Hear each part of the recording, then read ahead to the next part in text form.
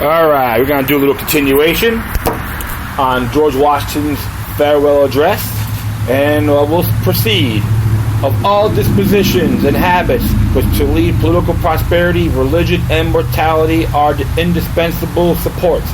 In vain that man claim to tribute of patriotism, which should labor to subvert these great pillars of human happiness, these firmest props of the duties of men and citizens.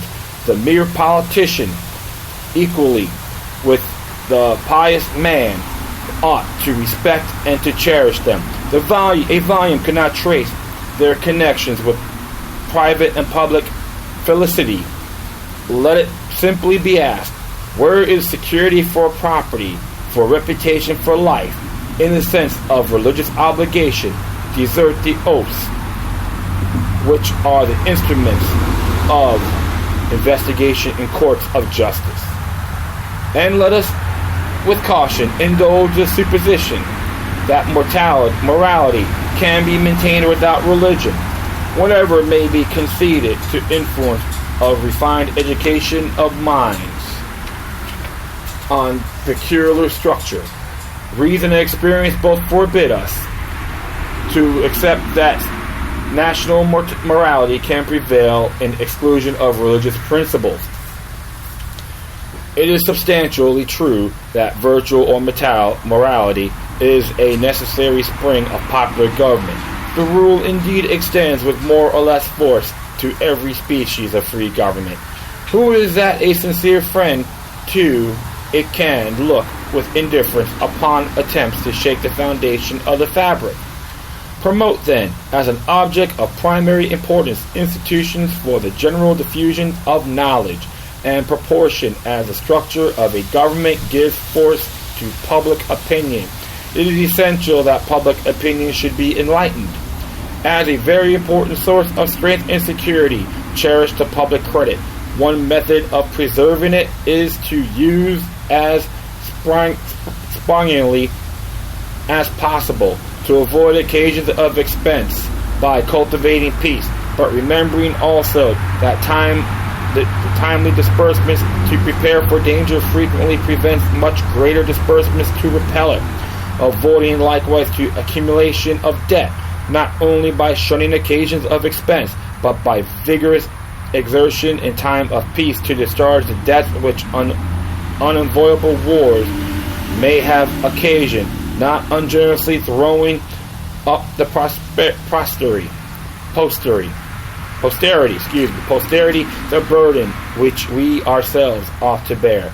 The execution of these maxims belongs to your representatives, but it is necessary that public opinion should cooperate to facilitate them the performance of their duty. It is essential that you should practically bear in mind that towards public payments of debts there must be revenue, that to have revenue there must be taxes, that no taxes can be devised which are more or less inconvenient and unpleasant, that the intrinsic embarrassment inseparable from the selection of the proper objects, which is always a choice of difficulties, ought to be a decisive motive for a candid construction of the conduct of the government in making it, and for spirit acquiescence in the measures for obtaining revenue which the public exigencies may at any time dictate. Observe good faith and justice towards all nations. Cultivate peace and harmony with all. Religion and morality enjoy this conduct, and can it be that good policy does not equally enjoin it? It will be worthy of a free, enlightened, and at no period a great nation to give mankind the magnanimous and too novel an example of people always guided by an exalted justice and benevolence. Who can doubt that, in the course of time and things, the fruits of such pain would richly repay any temporary advantages which might be lost by steady adherence to it? Can it be that Providence has not connected the permanent felicity of a nation with this virtue? The experiment, at least, it is recommended by every sentiment which ennobles human nature. Alas, it is rendered impossible by its vices. In the execution of such plan, nothing more is essential than a permanent, invertible antipathies against particular nations, and passionate attachments for others should be excluded, and that in place of them, just and amicable feelings towards all should be cultivated. The nations which indulge towards another a habitual hatred or habitual fondness is in some degree a slave. It is a slave to its animosity or to its affection, either of which is sufficient to lead it astray from its duties and its interests.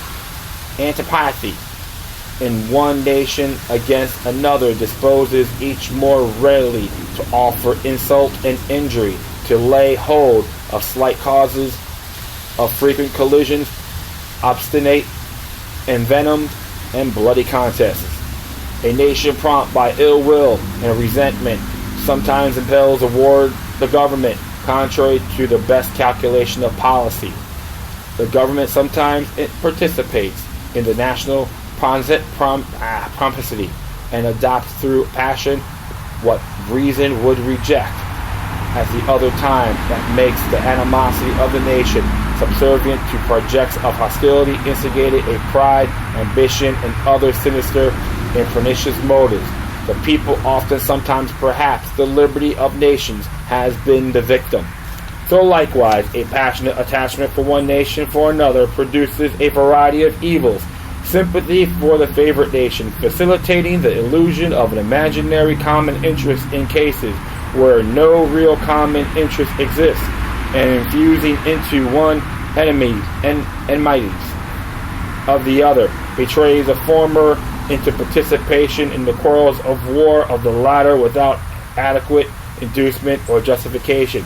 It leads also to concessions to the favorite nation of privileges denied to others, which is apt solely to injure the nation making the concessions by unnecessarily parting with what ought to been retained, and by exciting jealousy, ill will, and a disposition to retaliate in the parties from whom equal privileges are withheld, and it gives ambitions, corrupt or dilute citizens who devote themselves to the favorite nation, facility to betray, to sacrifice the interests of their own country with odium, sometimes even with popularity, gilding with the appearance of virtuous sense of obligation, a commendable deference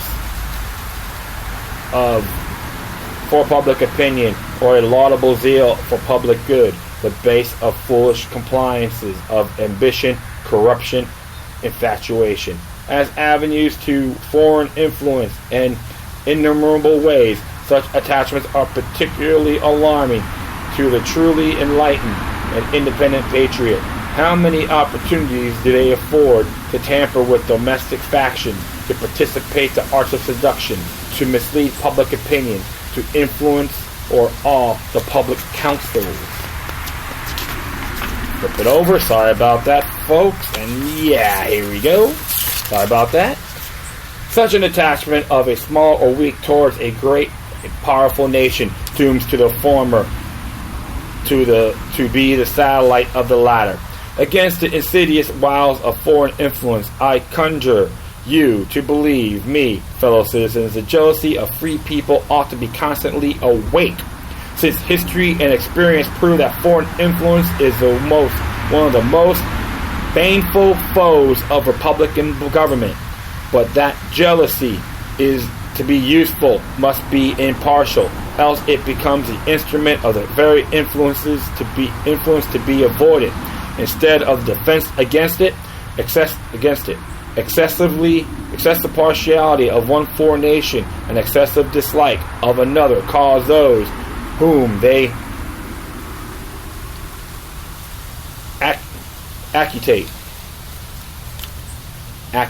actuate to see the danger only on the one side, to serve to veil, and even second to the art of influence on the other. Real patriots who may resist The intrigues of one of the favorite are liable to become suspected and odious, while its tools and dupes usurp the applause and confidence of the people to surrender their interests. The great rule of conduct for us in regard to foreign nations is in extending our commercial relations to have them as a little political connection as possible. So far as we have already formed engagements, let them be fulfilled with perfect good faith. Here let us stop. Europe has set a primary interest to which us have none, a very remote relation. Hence, she must be engaged in frequent controversies, the causes of which are essentially foreign of our concerns. Hence, therefore, must be unwise in us to implicate ourselves by artificial ties in the ordinary vicissitudes of her politics, or the ordinary combinations and collisions of her friendships and enmities. Our detached and distant situation enables us to pursue a different course. If we remain one people under efficient government, the period is not far off when we may defy material injury from external annoyance, when we may take such an attitude as will cause the neutrality, and we may at any time resolve upon the unscrupulously respected when belligerent nations, under the impossibility of making acquisitions upon us, will not lightly hazard the giving us provocation, when we may choose peace or war as our interest, by guided justice shall counsel. Why forego the advantages of so particular a situation? Why quit our own to stand upon foreign ground? Why, by interweaving our destiny with what on any part of Europe, entangle our peace and prosperity in the toils of foreign European ambition, rivalship, interest, humor, or caprice? It is our true policy to steer clear from permanent alliances with any portions of the foreign world. So far, I mean, we are now at liberty to do it. For let me not be understood as capable of patronizing infidelity to existing engagements. I hold the maximum of no less applicable to public than to private affairs, that honesty is always the best policy. I repeat it, therefore, let those engagements be observed in their genuine sense, but in my opinion is unnecessary and would be unwise to extend them. Taking care always to keep ourselves by suitable establishments on a respectable defensive posture, we may safely trust to temporary alliance for extraordinary emergencies. Harmony, liberal intercourse with all nations are recommended by policy, humanity, and interest, but even our commercial policy should hold an equal and impartial hand, neither seeking nor granting exclusive favors or preferences, consulting in the natural course of things, diffusing and diversifying by gentle means the streams of commerce, but forcing nothing, establishing with powers so disposed in order to give trade a stable course, to define the rights of our merchants, and to enable the government to support them. Unconventional rules of intercourse, the best that present circumstances and mutual opinion, will permit, but temporary and liable to be from time to time abandoned and varied as experience and circumstances shall dictate, constantly and keep in view that it is a folly in one nation to look for disinterested favors from another, that it must pay with a portion of its independence for whatever it may accept under that character, that by such acceptance it may place itself in the condition of having given equivalence in form and nominal favors, and yet of being reproached with ingratitude for not giving more. There can be no greater error than to expect or calculate upon real favors from nation to nation. It is an illusion which experience must cure, with a just pride out to discard. In offering you, my countrymen, these counsels of old affectionate friend, I dare